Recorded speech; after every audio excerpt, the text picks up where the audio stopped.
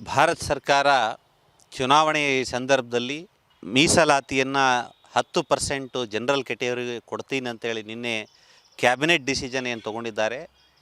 ಇದನ್ನು ಬಹಳ ಗಂಭೀರವಾಗಿ ದೇಶದ ಜನತೆ ವಿಚಾರ ಮಾಡಬೇಕಾದಂಥ ವಿಷಯ. ವಿಶೇಷವಾಗಿ ಮೀಸಲಾತಿ ಯಾಕೆ ಬಂತು ಸಂವಿಧಾನದಲ್ಲಿ ಅನ್ನೋದನ್ನು ಕೂಡ ಚರ್ಚೆ ಮಾಡಬೇಕಾದಂಥದ್ದು. ಮೀಸಲಾತಿ ಕೊಟ್ಟಿರ್ತಕ್ಕಂಥದ್ದು ಬಡತನ ನಿರ್ಮೂಲನೆಗೆ ಮಾಡಿರುವಂಥ ಯೋಜನೆ ಅಲ್ಲ. ಬಡತನ ನಿರ್ಮೂಲನೆಗೆ ಹಲವಾರು ಯೋಜನೆಗಳು ಈ ದೇಶದಲ್ಲಿದ್ದಾವೆ, ಇನ್ನೂ ಹಲವಾರು ಮಾಡ್ಬೋದು, ಯಾರೂ ಅಬ್ಜೆಕ್ಷನ್ ಮಾಡೋಂಗಿಲ್ಲ. ಮೀಸಲಾತಿ ಅನ್ನೋದು ಆ ಸಮುದಾಯದ ಪ್ರತಿನಿಧಿತ್ವವನ್ನು ಕೊಡಲಿಕ್ಕೆ, ಜನಸಂಖ್ಯೆಗೆ ಅನುಗುಣವಾಗಿ ಆ ಸಮುದಾಯವನ್ನು ಪ್ರತಿನಿಧಿಸಲಿಕ್ಕೆ ಕೊಟ್ಟಿರ್ತಕ್ಕಂಥ ಒಂದು ಸಂವಿಧಾನಬದ್ಧ ಅವಕಾಶ. ಈ ದೇಶದ ಸಂವಿಧಾನದಲ್ಲಿ ಆರ್ಟಿಕಲ್ 15 ಮತ್ತು 16ನಲ್ಲಿ ಭಾಳ ಸ್ಪಷ್ಟವಾಗಿ ಬರೆದಿದ್ದಾರೆ, ಸಾಮಾಜಿಕವಾಗಿ ಹಿಂದುಳಿದ ವರ್ಗಗಳಿಗೆ ಮತ್ತು ಪರಿಶಿಷ್ಟ ಜಾತಿಗೆ, ಪರಿಶಿಷ್ಟ ಪಂಗಡಕ್ಕೆ ವಿಶೇಷವಾದಂಥ ಯೋಜನೆಗಳನ್ನು, ವಿಶೇಷವಾದಂಥ ಮೀಸಲಾತಿಯನ್ನು ನೀಡಬೇಕು ಅಂತಿದೆ. ಅಲ್ಲಿ ಎಲ್ಲಿಯೂ ಕೂಡ ಸಂವಿಧಾನದ ಮೂಲ ಆಶಯದಲ್ಲಿ ಆರ್ಥಿಕವಾಗಿ ಹಿಂದುಳಿದವರಿಗೆ ಮೀಸಲಾತಿ ಕೊಡಬೇಕು ಅಂತ ಇಲ್ಲೇ ಇಲ್ಲ. ಮೊದಲು ಸಂವಿಧಾನವನ್ನು ಭಾಳ ಸ್ಪಷ್ಟವಾಗಿ ಓದ್ಕೋಬೇಕು ಇವರು. ಹಾಗಾಗಿ ನೀವು ಮೀಸಲಾತಿಯನ್ನು ಎಲ್ಲ ಜಾತಿಯಲ್ಲಿ ಬಡವರಿದ್ದಾರೆ, ಬಡವರಿಗಾಗಿ ಮೀಸಲಾತಿ ಮಾಡಿಲ್ಲ ದೇಶದಲ್ಲಿ. ಸಂವಿಧಾನದಲ್ಲಿ ಬಡವರಿಗಾಗಿ ಮೀಸಲಾತಿ ಕೊಡಬೇಕಂತ ಚರ್ಚೆನೇ ಆಗಿಲ್ಲ. ಮೀಸಲಾತಿ ಕೊಡಬೇಕು ಅಂತ ಚರ್ಚೆ ಆಗಿರೋದು ಸಾಮಾಜಿಕವಾಗಿ ಹಿಂದುಳಿದಂಥವ್ರನ್ನ, ಶೋಷಣೆಗೊಳಪಟ್ಟಿರ್ತಕ್ಕಂಥವ್ರನ್ನ ಮೀಸಲಾತಿಯನ್ನು ಕೊಡಬೇಕು. ಮೀಸಲಾತಿ ಅಂದರೆ ಆ ರಿಪ್ರೆಸೆಂಟೇಷನ್ ಆಫ್ ದಿ ಕಮ್ಯುನಿಟಿ ಅಂತ. ಉದ್ಯೋಗದಲ್ಲಿ ಅವ್ರ ರಿಪ್ರೆಸೆಂಟೇಷನ್ ಇರಬೇಕು, ಶಿಕ್ಷಣದಲ್ಲಿ ಅವ್ರ ರಿಪ್ರೆಸೆಂಟೇಷನ್ ಇರಬೇಕು ಅನ್ನೋ ಕಾರಣಕ್ಕೆ ಕೊಟ್ಟಿರ್ತಕ್ಕಂಥದ್ದು. ಅದು ಬಡತನ ನಿರ್ಮೂಲನೆಗೆ ನೀವು ಹಲವಾರು ಯೋಜನೆಗಳಿದ್ದಾವೆ, ಅದನ್ನು ಮಾಡಿಕೊಳ್ಳಿ. ಒಂದು. ಎರಡನೇದಾಗಿ, ನೀವು ಮೀಸಲಾತಿಯನ್ನು ಕೊಡ್ತೇವೆ 10% ಅಂತ ಯಾವ ಆಧಾರದ ಮೇಲೆ ನಿರ್ಣಯ ತಗೊಳ್ತೀರಿ? ಮೊದಲು ಆ ಸಮುದಾಯಕ್ಕೆ, ಉನ್ನತ ಜಾತಿಯ ಬಡವರಿಗೆ ಮೀಸಲಾತಿಯನ್ನು ಕೊಡಲಿಕ್ಕೆ ಸಂವಿಧಾನದಲ್ಲಿ ಅವಕಾಶ ಇದೆನಾ ಅಂತ ಮೊದಲು ನೋಡಬೇಕಾಗಿತ್ತು. ಸಂವಿಧಾನದಲ್ಲಿ, ಈಗಿರುವ ಸಂವಿಧಾನದ ಸ್ಥಿತಿಯಲ್ಲಿ ಉನ್ನತ ಜಾತಿಯ ಬಡವರಿಗೆ, ಆರ್ಥಿಕವಾಗಿ ಬಡವರಿಗೆ ಮೀಸಲಾತಿಯನ್ನು ಕೊಡಲಿಕ್ಕೆ ಬರೋದಿಲ್ಲ. ನೀವು ಮೊದಲನೇದಾಗಿ ಆರ್ಟಿಕಲ್ 15, 16ನ ತಿದ್ದುಪಡಿ ಮಾಡಬೇಕಾಗತ್ತೆ. ಆಯಿತು, ಅದು ತಿದ್ದುಪಡಿನೂ ನೀವು ಮಾಡಲಿಕ್ಕೆ ಸಕ್ಸಸ್ ಆದರೆ ಮೀಸಲಾತಿಯನ್ನು ಕೊಡಬೇಕು ಅಂತ ನಿರ್ಣಯ ಮಾಡ್ಬೋದು. ಆದರೆ ಸುಪ್ರೀಂ ಕೋರ್ಟ್ ಸಂವಿಧಾನ ಪೀಠದ ಒಂದು ಜಜ್ಮೆಂಟ್ ಕೂಡ ಇದೆ, 50% ಮೀಸಲಾತಿ ಮೀರಬಾರ್ದು ಅಂತಿದೆ. ಈಗಾಗಲೇ 50% ಮೀಸಲಾತಿ ಬಂದು ನಿಂತಿದೆ. ಹಲವಾರು ಹಿಂದುಳಿದ ಜಾತಿಗಳು ಇವತ್ತು ಮೀಸಲಾತಿ, ಇನ್ನೂ ಹೆಚ್ಚಿನ ಮೀಸಲಾತಿಯನ್ನು ಕೇಳುವಂಥ ಪರಿಸ್ಥಿತಿಯಲ್ಲಿ ಹೋರಾಟಗಳು ಈ ದೇಶದಲ್ಲಿ ನಡೀತಾ ಇದ್ದಾವೆ. ಇಂಥ ಸಂದರ್ಭದಲ್ಲಿ ನೀವು 10% ಕೊಟ್ಟರೆ ಅದು 60% ಯಾವ ಅಡಿಯಲ್ಲಿ ಕೊಡ್ತೀರಿ? ಸುಪ್ರೀಂ ಕೋರ್ಟ್ನ ಆದೇಶವನ್ನು ಉಲ್ಲಂಘನೆ ಮಾಡಿ ಸಂವಿಧಾನ ವಿರುದ್ಧವಾದಂಥ ನಿರ್ಣಯವನ್ನು ಅಚಾನಕ್ಕಾಗಿ, ಅರ್ಜೆಂಟಾಗಿ, ಈ ದೇಶದಲ್ಲಿ ಚರ್ಚೆಗೆ ಬರಲಾರ್ದಂಥ ವಿಷಯವನ್ನು ನೀವು ಏಕಾಏಕಿಯಾಗಿ ತೆಗೆದುಕೊಳ್ಳುವಂಥ ಅವಶ್ಯಕತೆಯೇ ಇರಲಿಲ್ಲ. ಎಲ್ಲೋ ಒಂದು ಕಡೆ ನೀವು ಮೀಸಲಾತಿ ವಿರೋಧಿ ಭಾವನೆಯನ್ನು ಇಟ್ಟುಕೊಂಡು ಹಲವಾರು ವರ್ಷಗಳಿಂದ ಮೀಸಲಾತಿ ತೆಗಿಬೇಕು ಅಂತ ಆ ಯುವಕರ ಮನಸ್ಸಿನಲ್ಲಿ ಬೆತ್ತಿರ್ತಕ್ಕಂಥವ್ರು ತಕ್ಷಣವಾಗಿ ಮೀಸಲಾತಿ ಕೊಡಬೇಕು ಅಂತ ನಿರ್ಣಯ ತೆಗೆದುಕೊಂಡಿರ್ತಕ್ಕಂಥದ್ದು ತಪ್ಪು. ಸುಪ್ರೀಂ ಕೋರ್ಟ್ ಜಜ್ಮೆಂಟನ್ನು ಓವರ್ ರೂಲ್ ಮಾಡಲಿಕ್ಕೆ ತಮಿಳುನಾಡದವರು ಕಾನ್ಸ್ಟಿಟ್ಯೂಷನ್ನ 9th ಶೆಡ್ಯೂಲ್ನಲ್ಲಿ ಅಲ್ಲಿಯ ಮೀಸಲಾತಿಯನ್ನು ಸೇರಿಸಿರೋದ್ರಿಂದ ಅಲ್ಲಿ 69% ಆಗಿದೆ. ಈಗಾಗಲೇ ಹಲವಾರು ರಾಜ್ಯಗಳಲ್ಲಿ ಹೆಚ್ಚಿನ ಪ್ರಮಾಣದ ಮೀಸಲಾತಿ ಕೊಡಬೇಕು ಅಂತ ನಿರ್ಣಯ ತಗೊಂಡ್ರೂ ಕೂಡ ಸುಪ್ರೀಂ ಕೋರ್ಟ್ ಆ ಎಲ್ಲ ರೀತಿಯ ಮೀಸಲಾತಿಯನ್ನು ಒಡೆದು ಹಾಕಿದೆ. ಇಲ್ಲಿವರೆಗೂ BJPಯವರು ಮುಸಲ್ಮಾನರಿಗೆ ಮೀಸಲಾತಿ ಕೊಡಬೇಕು ಅಂತ ಚರ್ಚೆ ಮಾಡಿದಾಗ ಸಂವಿಧಾನದಲ್ಲಿ ಅವಕಾಶ ಇಲ್ಲ, ಹೆಂಗೆ ಕೊಡ್ತೀರಿ ಅಂತ ಕೇಳಿದ್ದವ್ರು. ಮತ್ತು ಈಗ ಆರ್ಥಿಕವಾಗಿ ಬಡವರಿಗೆ ಕೊಡಬೇಕು ಅಂತ ಸಂವಿಧಾನದಲ್ಲಿ ಇಲ್ಲದೇ ಇದ್ದಲ್ಲಿ ನೀವು ಹೆಂಗೆ ತೊಗೊಂಡಿರಿ ಆ ವಿಷಯವನ್ನು? ಹಾಗಾಗಿ ಇದು ಕಣ್ಣೆರೆಸುವ ತಂತ್ರ. ಈಗಿರುವಂಥ ಹಲವಾರು ಸಮಸ್ಯೆಗಳನ್ನು ಮುಚ್ಚಿ ಹಾಕಲಿಕ್ಕೆ ಮಾಡಿರ್ತಕ್ಕಂಥ ಒಂದು ಕುತಂತ್ರ ಮಾತ್ರ ಇದು. ನಮ್ಮ ದೇಶದ ಪ್ರಧಾನಮಂತ್ರಿಗಳಾದ ಮೋದಿಜಿಯವರು ಈ ಚುನಾವಣೆ ಹತ್ತಿರದಲ್ಲಿ ಅವರು ಏನು ನಿರ್ಧಾರ ತಗೊಂಡಿದ್ದಾರೆ, ಈ ನಿರ್ಧಾರ ಸರಿಯಾದದ್ದು ಅಲ್ಲ. ಯಾಕಂತಂದರೆ ಚುನಾವಣೆ ತಂತ್ರಗಾರಿಕೆ ಒಂದು ಉದ್ದೇಶದಿಂದ ಅವರು ಈ ಸಂದರ್ಭದಲ್ಲಿ ಹಿಂದುಳಿದ ಮೇಲ್ಜಾತಿಯವರು ಹಿಂದುಳಿದವರಿಗೆ ಮೀಸಲಾತಿ ಕೊಡ್ತೀನಿ ಅನ್ನೋದು ಒಂದು ಕುತಂತ್ರ ವಿಚಾರಣೆ. ಯಾಕಂತಂದರೆ ಅವರು ಈ ಚುನಾವಣೆ ಮುಗಿದ ನಂತರ ಅವರು ಬೇಕಾದರೆ ಮೀಸಲಾತಿಯನ್ನು ಕೊಟ್ಟರೆ ಅವರು ಜಾರಿಗೆ ತರ್ಬೋದಿತ್ತು. ಇಲ್ಲ, ಈಗ 4.5 ವರ್ಷ ಕಳೆದ್ರೂ ಅವರು ಯಾವುದೇ ಒಂದು ಜಾರಿಗೆ ತಂದಿಲ್ಲ. ಇಷ್ಟೊತ್ತಿಗೆ ಅವ್ರು ತಂದಿದ್ರೆ, ಈ ಜಾರಿಗೆ ತಂದಿದ್ರೆ ಅವ್ರಿಗೆ ಮೀಸಲಾತಿನೂ ಸಿಗ್ಬೋದಿತ್ತು. ಇದು ಏನಾದ ಅವರು ಒಂದು ರಾಜಕೀಯ ಒಂದು ದುರುದ್ದೇಶದಿಂದ ಇದು ಮಾಡಿದ್ದು ತಪ್ಪಾಗ್ತದೆ. ಅವರು ಸಂವಿಧಾನ ತಿದ್ದುಪಡಿ ಮಾಡೋದನ್ನು ಈ ಕೆಳಜಾತಿಯವ್ರಿಗೂ ಮೀಸಲಾತಿ ತಂದಿದ್ದು ಅವರಿಗೆ ಕೆಳಜಾತಿಯವ್ರಿಗೆ ಭಾಳ ಕಾನೂನಿಂದ ತೊಂದರೆ ಆಗ್ತದೆ. ಈ ಥರ ಮಾಡಿದ್ದು ಮೋದಿಜಿಯವರ ಒಂದು ನಿರ್ಧಾರ ಸರಿಯಲ್ಲ. ಅವ್ರು ಬೇಕಾದರೆ ಚುನಾವಣೆ ಮುಗಿದ ನಂತರ ಅವರು ಮಾಡಿದರೆ ಎಲ್ಲರಿಗೂ ಉಪಯೋಗ ಆಗ್ತದೆ. ಈಗ ಎಲೆಕ್ಷನ್ ಮುಂದುಗಡೆ ಬಂದರೆ ಅದು ಬಡವರಿಗೆ ಮೂಗಿಗೆ ತುಪ್ಪ ಸುರಿಸೋದು ತಪ್ಪಲ್ವ? ಇದು ಒಂದು ಚುನಾವಣೆ ಗಿಮಿಕ್ ಅಂತ ನಮ್ಮದು ಒಂದು ಅಭಿಪ್ರಾಯ.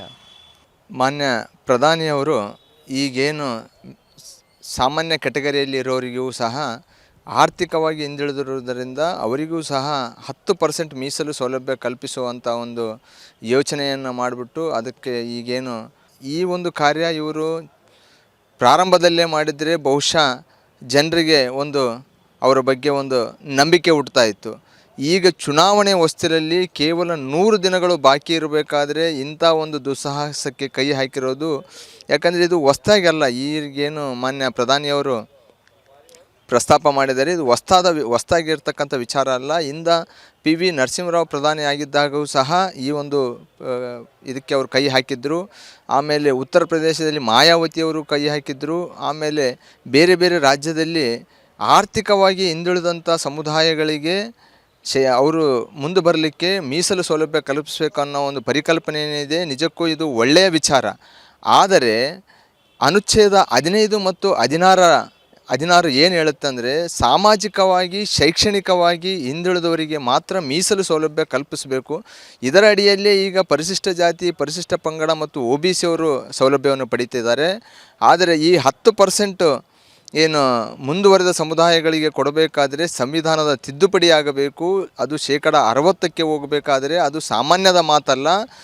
ಇದು ಮಾಡಿದರೂ ಸಹ ಆ ಸಮುದಾಯಗಳು ಆರ್ಥಿಕವಾಗಿ, ಸಾಮಾಜಿಕವಾಗಿ, ಶೈಕ್ಷಣಿಕವಾಗಿ ಮುಂದೆ ಬರ್ತವೆ ಅಥವಾ ಅದರದ್ದು ದುರುಪಯೋಗ ಆಗುತ್ತೋ? ಯಾಕಂದರೆ ಈಗ ಏನು 50% ಮೀಸಲಾತಿಯಲ್ಲಿ ಸಾಕಷ್ಟು ದುರುಪಯೋಗವಾಗ್ತಾ ಇದೆ. ಸುಮಾರು 73 ವರ್ಷಗಳಿಂದ ಅವರಿಗೆ ಮೀಸಲಾತಿ ಕೊಟ್ಟರೂ ಸಹ ಆ ಸಮುದಾಯಗಳು ಶೈಕ್ಷಣಿಕವಾಗಿ, ಸಾಮಾಜಿಕವಾಗಿ ಇನ್ನೂ ಮುಂದೆ ಬಂದಿಲ್ಲ. ನೀವು 10% ಮೀಸಲಾತಿಯನ್ನು ಈಗೇನು ಆರ್ಥಿಕವಾಗಿ ಹಿಂದುಳಿದವರಿಗೆ ಕೊಡಬೇಕಂತ ಏನು ವಿಚಾರ ಮಾಡಿದ್ದೀರಿ, ಇದು ಎಷ್ಟರ ಮಟ್ಟಿಗೆ ಯಶಸ್ವಿ ಆಗುತ್ತೆ ಅಂತ ಅವರು ಕೂಲಂಕುಷವಾಗಿ ಅದನ್ನು ಪರಿಶೀಲನೆ ಮಾಡಿದಾಗ ಅವರಿಗೆ ಸತ್ಯಾಂಶ ಹೊರಗೆ ಬರುತ್ತೆ. ಯಾಕಂದರೆ 73 ವರ್ಷಗಳು ಗತಿಸಿದರೂ ಸಹ 50% ಮೀಸಲಾತಿ ಅನುಭವಿಸುತ್ತಿರುವವರು ಇದುವರೆಗೆ ಆಯಿತು ಶೈಕ್ಷಣಿಕವಾಗಿ, ಸಾಮಾಜಿಕವಾಗಿ ಮುಂದೆ ಬರುವಲ್ಲಿ ವಿಫಲರಾಗಿದೆ ಅಂತಂದರೆ ಸರ್ಕಾರದ ಯೋಜನೆಗಳು, ಸರ್ಕಾರದ ಏನು ವಿವೇಚನೆ ಏನಿದೆ ಇದು ಸಾಮಾನ್ಯ ಜನರಿಗೆ ತಲುಪುತ್ತಾ ಇಲ್ಲ. ಹಾಗಾಗಿ ಸರ್ಕಾರ ಒಂದು ಎಚ್ಚರಿಕೆಯ ನಡೆಯನ್ನು ನೀಡಬೇಕಂತ ಈ ಮೂಲಕ ನಾನು ಸರ್ಕಾರಕ್ಕೆ ಆಗ್ರಹಿಸ್ತಾ ಇದ್ದೀನಿ. ಈಗ ಮಾನ್ಯ ಪ್ರಧಾನಿಯವರು ಯೋಚನೆ ಮಾಡಿರೋದು ಆರ್ಥಿಕವಾಗಿ ನಿಜವಾಗಲೂ ಜಾತಿಯಿಂದಲ್ಲ, ಆರ್ಥಿಕವಾಗಿ ಯಾರ್ಯಾರು ಹಿಂದುಳಿದಿದ್ದಾರೆ ಅವರು ಮುಂದೆ ಬರಬೇಕಂತೇಳಿ ಅವರೇನು ಯೋಜನೆ ಹಮ್ಮಿಕೊಂಡಿದ್ದಾರೆ. ಇದಕ್ಕೂ ನಿಜಕ್ಕೂ ಶ್ಲಾಘನೀಯ. ಆದರೆ ಇದು ದುರುಪಯೋಗ ಆಗುತ್ತೆ ಅಂಥೇಳಿ ಒಂದು ರೀತಿಯಲ್ಲಿ ಅನ್ನಿಸ್ತಾ ಇದೆ. ಯಾಕಂತಂದರೆ ಕೇವಲ ಒಂದು ಸಮುದಾಯದ ಓಲೈಕೆಯಲ್ಲಿ ಇದ್ದಾರೋ ಅಥವಾ ಒಂದು ಸಮುದಾಯ ಬೆನ್ನಿಂದೆ ನಿಂತುಕೊಂಡು ಮಾನ್ಯ ಪ್ರಧಾನಿಯವರಿಂದ ಈ ಕೆಲಸ ಮಾಡಿಸ್ತಾ ಇದೆ ಅಂಥೇಳಿ ಗುಮಾನಿ ಇದೆ. ಹಾಗಾಗಿ ಮಾನ್ಯ ಪ್ರಧಾನಿಯವರು ಭಾರತೀಯ ಜನರನ್ನು ಅವರು ಸಂಪೂರ್ಣವಾಗಿ ಅರ್ಥ ಮಾಡ್ಕೊಂಡಿರೋದ್ರಿಂದ ಇಲ್ಲಿ, ಯಾಕಂದರೆ ಬಡವರು, ಮಧ್ಯಮ ವರ್ಗದವರು ಹೆಚ್ಚಾಗಿರುವುದರಿಂದ ಆ ಸಮುದಾಯಗಳು, ಆ ಜನರಿಗೆ ಒಳ್ಳೆಯದಾಗುವಂಥ ಯೋಚನೆ ಮತ್ತು ಯೋಜನೆಯನ್ನು ಹಮ್ಮಿಕೊಂಡ್ರೆ ಮಾತ್ರ ಅದು ಜನರಿಗೆ ತಲುಪುತ್ತೆ ಅಂತೇಳಿ ಹೇಳೋಕ್ಕೆ ಇಷ್ಟಪಡ್ತಾಯಿದ್ದೀನಿ. ನಾನು ಅದೇ ಮುಂಚಿತವಾಗಿ ಹೇಳಿದಾಗೆ ಇವು ಸರ್ಕಾರ ಜಾರಿ ಆದಾಗನೇ ಈ ಒಂದು ಕ್ರಮಕ್ಕೆ ಕೈ ಹಾಕಿದ್ದರೆ ಬಹುಶಃ ಇಡೀ ಭಾರತೀಯರು ಅವರಿಗೆ ಬೆಂತಡ್ತಾ ಇದ್ದರು. MP ಎಲೆಕ್ಷನ್ ಕೇವಲ 100 ದಿನಗಳು ಬಾಕಿ ಇದೆ. ಇಂಥ ಹೊಸ್ತಿಲಲ್ಲಿ ಇವರು ಕೈ ಹಾಕಿದ್ದಾರೆ. ಯಾಕಂದರೆ ಇಂದ ರಾಜ್ಯ ಸರ್ಕಾರದಲ್ಲಿಯೂ ಮಾನ್ಯ ಮುಖ್ಯಮಂತ್ರಿಗಳು ಸಿದ್ದರಾಮಯ್ಯನವರು ಮೀಸಲನ್ನು ನಾನು ಹೆಚ್ಚಿಗೆ ಮಾಡ್ತೀನಿ ಅಂತ ಹೇಳಿಬಿಟ್ಟು, ನಾನು ಚುನಾವಣೆಯಲ್ಲಿ ಗೆದ್ದರೆ ಮಾಡ್ತೀನಿ ಅಂತ ಹೇಳಿಬಿಟ್ಟು ಹೋದರು. ಜನರು ಅವರಿಗೆ ತಕ್ಕ ಪಾಠ ಕಲಿಸಿದರು. ಬಹುಶಃ ಈಗೇನು ಈ ಹೇಳಿಕೆ ಕೊಟ್ಟಿದ್ದಾರೆ ಅವರಿಗೂ ಸಹ ಮುಂದಿನ ದಿನಗಳಲ್ಲಿ ಯಾವ ಗತಿ ಆಗುತ್ತೆ ಅಂತ ಕಾದು ನೋಡಬೇಕಾಗಿದೆ. ಜನರೇ ಉತ್ತರ ಕೊಡಲಿದ್ದಾರೆ. ಕೇಂದ್ರ ಸರ್ಕಾರ ಇವತ್ತು 10% ಮೀಸಲಾತಿಯನ್ನು ಮಧ್ಯಮ ವರ್ಗ ಹಾಗೂ ಮೇಲ್ದರ್ಜೆಯವರಿಗೆ ಘೋಷಣೆ ಮಾಡಿದೆ. ಬಹುಶಃ ಇದು ಒಂದು ನಮೂನೆಯ ಮುಂಬರುವ ಚುನಾವಣೆಯ ಸ್ಟಂಟು ಇರ್ಬೋದು. ಏನೇ ಇರಲಿ, ಭಾಳಷ್ಟು ದಿನದಿಂದ ಕಾಯ್ದಂಥ ಇವತ್ತು ಮಧ್ಯಮ ವರ್ಗ ದರ್ಜೆಯವ್ರಿಗೂ ಕೂಡ ಒಂದು ಅವಕಾಶ ದೊರಕೊಟ್ಟಿದೆಯಲ್ಲ. ಇವರ ಒಂದು ಯಾವುದೋ ಕಾರಣ ಇರ್ಬೋದು, ಆದರೆ ಕೊನೆಗೂ ಬಂದಿದೆಯಲ್ಲ. ಇದು ಬಂದಂಥ ಮೀಸಲಾತಿಯನ್ನು ಸರಿಯಾಗಿ ಪಾರದರ್ಶಕವಾಗಿ ಯಾರು ಅದಕ್ಕೆ ಯೋಗ್ಯರಿದ್ದಾರೆ ಅವ್ರಿಗೆ ಮಾತ್ರ ತಲುಪಿದಾಗ ಮಾತ್ರ ಇದು ಯಶಸ್ವಿ ಆಗೋಕ್ಕೆ ಸಾಧ್ಯ. ಸಾಕಷ್ಟು ಸಲ ನೋಡ್ತಾ ಇದ್ದೀವಿ. ಇವತ್ತಿಗೂ ನಿಮ್ಮ ಗಮನಕ್ಕೆ ಇರ್ಬೋದು, ಇವತ್ತು ನಮ್ಮ ರಾಯಚೂರು ಜಿಲ್ಲೆಯಲ್ಲೇ ಸಾಕಷ್ಟು ಉದಾಹರಣೆಗಳಿದ್ದಾವೆ. ಹಾಲು ಮತ ಸಮಾಜದಿಂದ ಯಾವುದೋ ST ಅಂತ ಸರ್ಟಿಫಿಕೇಟ್ ತಗೊಂಡ್ಬಿಟ್ಟು ಚುನಾವಣೆಗೆ ನಿಲ್ತಾರೆ. ಅದಕ್ಕೆ ಯಾರೋ ಹೋರಾಟ ಮಾಡ್ಕೊಂಡು ಬೇರೆ ಅದಕ್ಕೆ ಸಮುದಾಯದವರು ಹೋರಾಟ ಮಾಡ್ಕೊಂಡು ಅದನ್ನು ಜಾರಿ ನಿರ್ದೇಶಾಲಯ ಅದು ಇದು ಹೇಳ್ಬಿಟ್ರು ಇವತ್ತಿಗೆ ಅವ್ರಿಗೆ ಶಿಕ್ಷೆ ಆಗಿಲ್ಲ. ಕಾನೂನು ಕೂಡ ಇಲ್ಲಿ ಬದಲಾವಣೆ ಆಗಬೇಕು. ಯಾರು ದುರುಪಯೋಗ ಮಾಡ್ತಾರೆ, ಯಾರು ಅದಕ್ಕೆ ಯೋಗ್ಯರಿಲ್ಲಾರದೆ ಅಯೋಗ್ಯರು ಕೂಡ, ಅಂದರೆ ಈ ರೀತಿ ದುರುಪಯೋಗ ಮಾಡೋರಿಗೆ ಮಾತ್ರ ತಕ್ಕ ಶಿಕ್ಷೆ ಆಗ್ತಕ್ಕಂಥ ಕಾನೂನು ಬದಲಾವಣೆಗಾದಾಗ ಮಾತ್ರ ಈ ಮೀಸಲಾತಿಗಳು ಸರಿಯಾಗಿ ಸಮರ್ಪಕವಾಗಿ ಯೋಗ್ಯನಾದವನಿಗೆ ದೊರಕ್ತದೆ ಅಂತಕ್ಕಂಥದ್ದನ್ನು, ಇದು ಸಾರ್ವಜನಿಕರ ವಿಚಾರ, ನನ್ನ ವಿಚಾರ, ಎಲ್ಲರ ವಿಚಾರ. ಕೇಂದ್ರ ಸರ್ಕಾರ ಇದ್ರ ಬಗ್ಗೆ ಭಾಳ ಗಮನ ಹರಿಸಬೇಕು. ಇವತ್ತಿಗೂ ಮೀಸಲಾತಿಗಳ ಮೋಸ ನಡೀತಾ ಇದೆ, ಇಲ್ಲಂತಿಲ್ಲ. ನೋಡ್ಬೋದು ಈ ರಾಜ್ಯದಲ್ಲಿ ಈ ಸಾಕಷ್ಟು ಮೀಸಲಾತಿಗಳ ಬಗ್ಗೆ ಇವತ್ತು ವಿಶೇಷವಾಗಿ ಇದು ಏನು ಪರಿಶಿಷ್ಟ ಪಂಗಡ STಯಲ್ಲಿ ಮಾತ್ರ ಭಾಳಷ್ಟು ಅದರಲ್ಲಿ ಗೊಂದಲಗಳಿದೆ. ಯಾರ್ಯಾರೋ ಎಲ್ಲೆಲ್ಲೋ ಸರ್ಟಿಫಿಕೇಟ್ಗಳು ತರ್ತಾರೆ. ಇದೇ ರೀತಿ ಇಲ್ಲೂ ನಡಿಬೋದಲ್ಲ, ಈ 10% ನಡಿಬೋದಲ್ಲ ಅಂತಕ್ಕಂಥದ್ದನ್ನು ಕೇಂದ್ರ ಸರ್ಕಾರ ಆಲೋಚನೆ ಮಾಡಬೇಕು. ಅದಕ್ಕೆ ಸಂಬಂಧಪಟ್ಟ ರಾಜ್ಯ ಸರ್ಕಾರ ಆಲೋಚನೆ ಮಾಡಬೇಕು. ಒಟ್ಟಾರೆ ಕಾನೂನು ಬದಲಾವಣೆ ಆಗಬೇಕು. ತಕ್ಷಣ ನಿಮ್ಮ ಹಳೆಯ ಕಾನೂನುಗಳನ್ನು ತೆಗೆದು ಕಾನೂನು ತಿದ್ದುಪಡಿ ಆಗಿಬಿಟ್ಟು ಯಾರು ದುರುಪಯೋಗ ಮಾಡ್ತಾರೆ ಅವರಿಗೆ ಇಮಿಡಿಯೇಟ್ ದಾಖಲೆಗಳ ಸಮೇತ ಸಿಕ್ಕಾಗ ಮಾತ್ರ ನೆಪ ಇರಲಾರ್ದೆ, ಯಾವುದೇ ರಾಜಕೀಯ ಒತ್ತಡ ಇರಲಾರ್ದೆ ಅವ್ರಿಗೆ ಶಿಕ್ಷೆ ಆದಾಗ ಮಾತ್ರ ಭಯ ಅನ್ನೋದನ್ನು ಹುಡ್ತದೆ. ಮೀಸಲಾತಿಗಳನ್ನು ದುರುಪಯೋಗ ಮಾಡಬಾರ್ದು, ಯಾರಿಗೆ ಮೀಸಲಾತಿದೆ ಅವರಿಗೆ ಸಿಗಲಿ ಅಂತಕ್ಕಂಥದ್ದನ್ನು, ಆ ಭಯದ ವಾತಾವರಣ ನಿರ್ಮಾಣ ಮಾಡ್ತಕ್ಕಂಥ ಕೆಲಸ ಈ ಸರ್ಕಾರಗಳು ಮಾಡಬೇಕು ಅಂತಕ್ಕಂಥದ್ದನ್ನು ನನ್ನ ವಿಚಾರ. ಮಾಡ್ತಾರೆ, ಅದು ಮಾಮೂಲಿ, ಎಲ್ಲರೂ ಮಾಡ್ತಾರೆ. ನೋಡಿ ಸರ್, ವೋಟ್ ಬ್ಯಾಂಕ್ಗೆ ಯಾವ ಪಕ್ಷದವರು ಮಾಡಿಲ್ಲ, ಅವ್ರದ್ದು ಅದೇ ಉದ್ಯೋಗ ಅಲ್ವಾ. ಅವ್ರು ಏನು ಅನ್ಕೊಳ್ತಾರೆ, ಚುನಾವಣೆ ಸಮೀಪಿಸಿದ ನಂತರ ನಾವು ಜನರಿಗೆ ಏನಾದರೂ ಒಂದು ಘೋಷಣೆ ಮಾಡಿದಾಗ ಮಾತ್ರ ಮತ್ತೆ ನಾವು ಚುನಾಯಿತನಾಗಿ ಬರ್ತೀವಿ, ಮತ್ತು ಅಧಿಕಾರದಲ್ಲಿರ್ತೀವಿ ಅಂತಕ್ಕಂಥ ಆಸೆ, ಅದು ಎಲ್ಲ ಸಾಮಾನ್ಯ ಆಗೋಗ್ಬಿಟ್ಟಿದೆ. ಸುಮ್ಮನೆ ಈಗೇನಾಗುತ್ತೆ ಅಂದರೆ, ವಿರೋಧ ಪಕ್ಷದವರು ಈಗ ಮಾಡಿದ್ರು, ಆಮೇಲೆ ಅವ್ರು ಘೋಷಣೆ ಮಾಡಿದ್ಮೇಲೆ ಈ ವಿರೋಧ ಪಕ್ಷದವ್ರು ಹಿಂಗೆ ಮಾಡಿದ್ರು, ಇದು ಒಬ್ಬರ ಮೇಲೆ ಒಬ್ಬರು ಕೆಸರೆರಚಾಟ ಹಂಗೆ ನಡೀತಾನೆ ಇರ್ತದೆ. ಅದು ನಮಗೆ ಸಂಬಂಧ ಇಲ್ಲ. ಕೊನೆಗೂ ಮಾಡಿದಾರಲ್ಲ, ಈ ಮಾಡಿದ್ದನ್ನು ಸರಿಯಾಗಿ ಉಪಯೋಗ ಆಗಲಿ ಅಂತಕ್ಕಂಥದ್ದನ್ನು ಚಿಂತನೆ ಮಾತ್ರ ಭಾಳ ಇದೆ.